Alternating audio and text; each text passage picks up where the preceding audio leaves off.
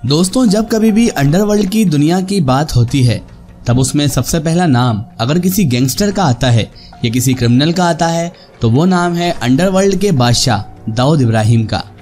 ऐसे में हम आज इसी वीडियो में आपको बताना चाहते हैं दाऊद इब्राहिम के बारे में पूरी मालूमात, पूरी जानकारी, पूरी इन्फॉर्मेशन मिल जाएगी।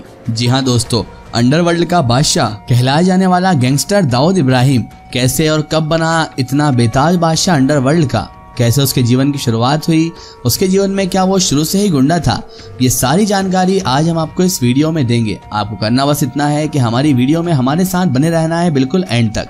चलिए दोस्तों, बिना वक्त जाए किए शुरू करते हैं आज की वीडियो। दोस्तों, दाऊद इब्राहिम मुंबई अंडरवर्ल्ड का एक ऐसा बादशाह है जिसके एकमात्र आदेश पर ही मुंबई अंडरवर्ल्ड में कोई भी कमिश्नर आता है। ऐसे में हम सब इस वीडियो के माध्यम से आपको बताएंगे कि दाऊद इब्राहिम कौन था, उसने अपना कदम मुंबई अंडरवर्ल्ड की दुनिया में कैसे रखा और सबसे अहम बात, दाऊद इब्राहिम का प्रारंभिक जीवन किन परिस्थितियों से होकर गुजरा। दोस्तों, आपकी जानकारी के लिए बताते चलें कि दाऊद इब्राहिम का पूरा नाम दाऊद इब्राहिम कास्कर है। जब भी कभी अंडरवर्ल्ड की दुनिया की बात होती है तो उसमें गिनी चुनी हस्तियों में से एक दाऊद इब्राहिम का भी नाम आता है। दाऊद इब्राहिम एक ऐसा अंडरवर्ल्ड डॉन है जिसके कहने मात्र से ही मुंबई का कमिश्नर भी बदल दिया जाता है। तो आप इस बात से अंदाजा लगा सकते हैं कि दाऊद इब्राहिम कितना ज्यादा ताकतवर है। आप ताकतवर से यह मत समझिएगा कि दाऊद इब्राहिम शारीरिक रूप से बहुत ताकतवर है। वह शारीरिक रूप से ताकतवर है या नहीं, इसका अंदाजा तो हम नहीं बता सकते, लेकिन हम आपको ये बता सकते हैं कि दाऊद इब्राहिम के पास अपार धन संपत्ति है, जिसके कारण वो बहुत ही शक्तिशाली है।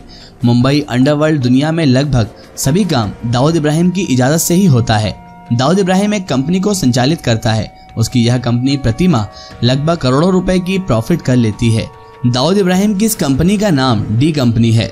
दाऊद इब्राहिम को बहुत ही बुरी आदतों का भी शौक है, इसलिए वह अपनी बचपन की अवस्था में ही चोरी, डकैती, लूटपाट और सबसे बड़ी फिरौती, ड्रग्स की सप्लाई करने लगा।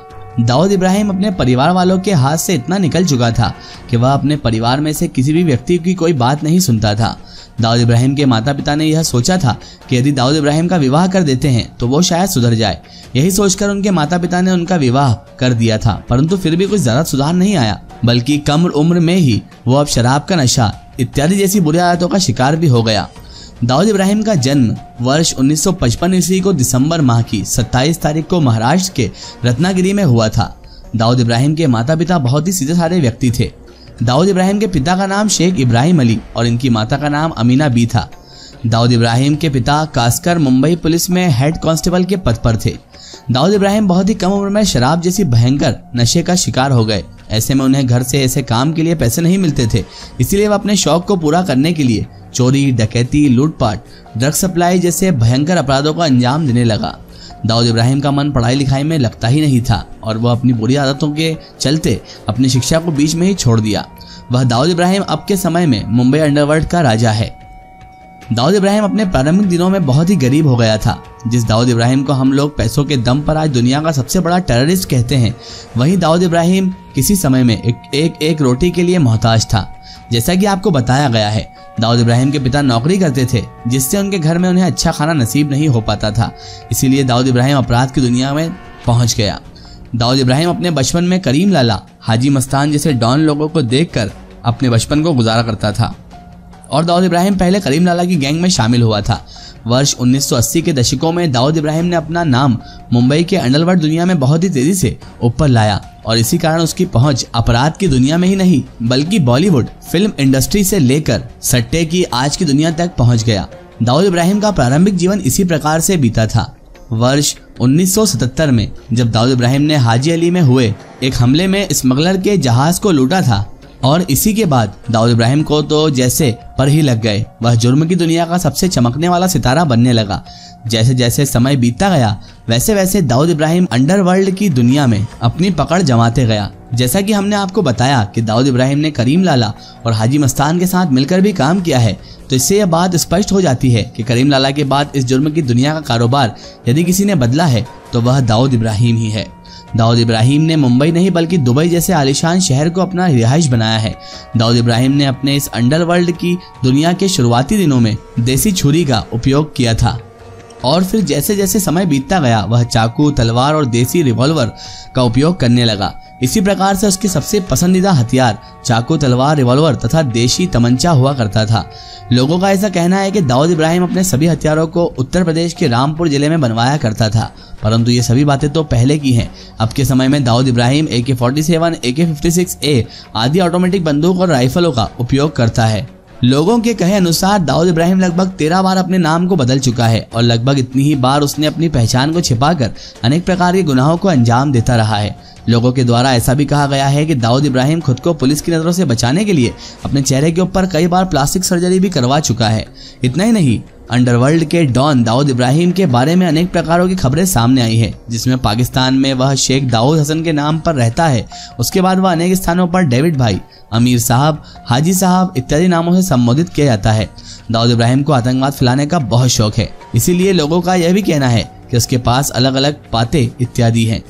इसके साथ ऐसा अनुमान भी लगाया जाता है कि दाऊद हसन के पास लगभग 4 से 5 पासपोर्ट भी होंगे। अंडरवर्ल्ड डॉन दाऊद इब्राहिम पर बनी कुछ फिल्में। दोस्तों, दाऊद इब्राहिम को लेकर के आज के समय में बहुत ही मशहूर फिल्में बनाई जा चुकी हैं। बॉलीवुड इंडस्ट्री की कंपनी के द्वारा अनेकों फिल्में बनाई जा चुकी हैं जो कि इस नामों से हैं। पहला नाम है डी कंपनी, दूसरा शूट आउट एट लोखंडवाला, तीसरा और दी डे, चौथा ब्लैक फ्राइडे। दोस्तों, आपकी जानकारी के लिए बता दें कि वर्ष 1993 में मुंबई में एक बहुत ही बड़ा बम विस्फोट हुआ था। इस भयानक बम विस्फोट का मास्टरमाइंड दाऊद इब्राहिम को ही माना जाता है। इसी हुए बम विस्फोट में लगभग 300 लोगों की मौत भी हो गई थी, जबकि 700 से 750 के बीच लोगों की बड़ी संख्या में बुरी हालत में उन्हें अस्पताल में भर्ती कराया गया था। और ऐसे ही दाऊद इब्राहिम के इस बढ़ते हुए आतंक को देखकर उसे कई हवाला सिस्टम के द्वारा कंट्रोल किए जाने का कार्य चल रहा है। दाऊद इब्राहिम के ऊपर अनेक खुफिया एजेंसियों को बिठाया गया है, जिनसे यह दावा लगाया जाता है कि दाऊद इब्राहिम का संबंध ब्रिटेन, सिंडिकेट, पश्चिमी यूरोप इत्यादि में बहुत ही भारी मात्रा में नशीली पदार्थों को बेचने का कार्य भी है। वर्ष 2003 ईस्वी में दाऊद इब्राहिम के ऊपर भारत और संयुक्त राष्ट्र अमेरिका की सरकार के द्वारा इसे आतंकवादी करार दे दिया गया। दाऊद इब्राहिम को न केवल आतंकवादी बल्कि वैश्विक आतंकवादी की उपाधि प्राप्त हो गई और भारत और अमेरिका द्वारा ही इसे इंटरनेशनल टेररिस्ट भी घोषित कर दिया गया। और उसके बाद से यही खबरें आती रहती है दोस्तों कि दाऊद इब्राहिम पाकिस्तान में है, दाऊद इब्राहिम पाकिस्तान के इस इलाके में है, लेकिन अब तक वो पुलिस के हत्थे नहीं चढ़ा है। फिलहाल दोस्तों, आज की हमारी वीडियो में बस इतना ही। ये थी कहानी अंडरवर्ल्ड के डॉन, अंडरवर्ल्ड के बादशाह दाऊद इब्राहिम की, जो कि अंडरवर्ल्ड का सबसे बड़ा गैंगस्टर, सबसे बड़ा क्रिमिनल है। आज की इस वीडियो में बस इतना ही। अगर ये वीडियो आपको पसंद आई है तो इसे ज़्यादा से ज़्यादा शेयर कीजिए और इसे अपने फ्रेंड सर्कल, अपने रिश्तेदारों तक जरूर पहुंचाएं। इसी तरह की इन्फॉर्मेटिव और हिस्टोरिकल वीडियो के लिए हमारे चैनल को सब्सक्राइब कीजिए और पास में दिए गए घंटी के आइकन को जरूर दबाएं, ताकि हमारी आने वाली हर नई वीडियो की नोटिफिकेशन आप तक पहुंचती रहे।